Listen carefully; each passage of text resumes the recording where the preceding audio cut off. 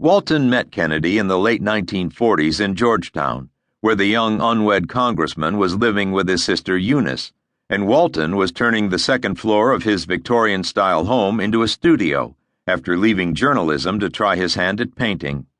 Walton, a former Time magazine war correspondent who won a Bronze Star after parachuting into Normandy with General James Gavin's 82nd Airborne Division, had known JFK's late brother and sister, Joe and Kik, in London.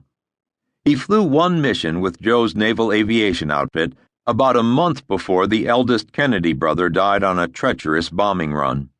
8 years older than JFK, Walton must have conjured memories of his heroic older brother in Jack. But if Walton had the resume of a man's man, he was equally at ease in the company of women, with whom his relationships tended to be sweet and safe and jolly, in the words of one such female companion, Martha Gellhorn, the distinguished war reporter and ex-wife of Ernest Hemingway. Walton also enjoyed a sweet and safe friendship with Jackie Kennedy.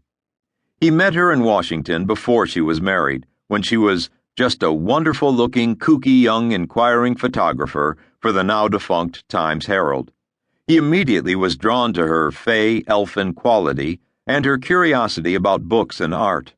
She liked his bohemian style with his fondness for wearing tight blue jeans and work shirts years before it became a popular look, and his love of gossip. Walton was 20 years older than the wide-eyed gamin, but he had a wonderful boyish spirit and crooked grin that brought to Gellhorn's mind a clever and funny Halloween pumpkin. Like other women, Jackie was also surely drawn to Walton's valiant effort at single fatherhood, raising son Matthew and daughter Frances by himself after he was divorced from his mentally unstable wife.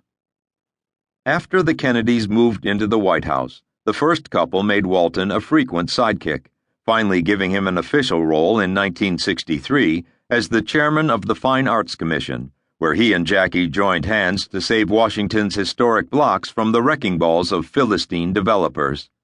She sent him flirtatious notes on White House stationery, including a collage featuring a photo of Walton with the inevitable cigarette in hand and the inscription, "Hate cigarettes, but I simply can't resist those Marlboro men. Will you be my Valentine?"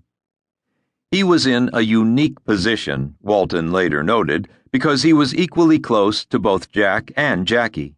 They each confided their secrets in him, and they used him to communicate with each other. "I figured out later that I was a real link for both of them. You can well imagine how tough that period is in anybody's life. It is the eye of the hurricane." Walton, witty, worldly, dishy, helped ground them both.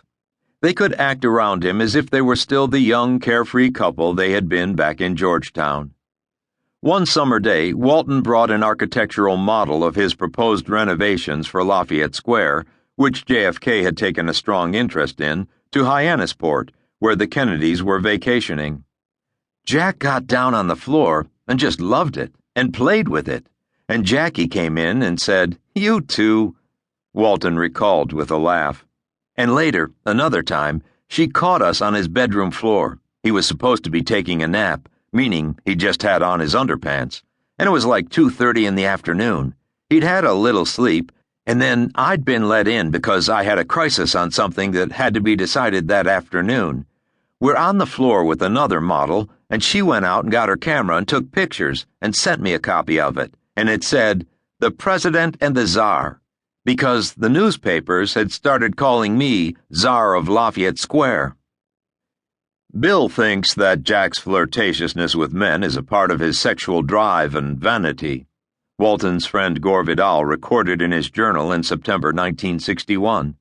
Vidal, who years later called his friend the only civilizing influence in that White House, enjoyed encouraging Jackie's own naughty side.